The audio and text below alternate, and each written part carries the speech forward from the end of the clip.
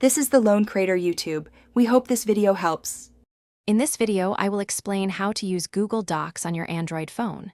First, head over to the Google Play Store and download the free Google Docs app. Once installed, open it up and sign in using your Google account. This will automatically sync all your existing documents. You can then easily create a brand new document or open any file you've previously worked on, right from your mobile device, making it incredibly convenient to start working immediately. Creating and editing documents on your Android phone is straightforward. Tap the colorful plus icon to begin a new blank document or select from various templates. You can type using your phone's keyboard or even use voice typing for hands-free input. Easily format your text with options for bold, italics, and different font sizes.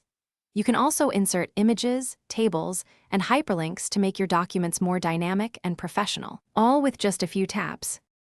Collaboration is a key strength of Google Docs. To share a document, simply tap the share icon and invite others via email or generate a shareable link. You have full control over permissions, allowing people to view, comment, or directly edit your work. Experience real-time collaboration where you can see changes as they are made by others. You can also add specific comments to sections, facilitating clear communication and feedback within your team or with friends.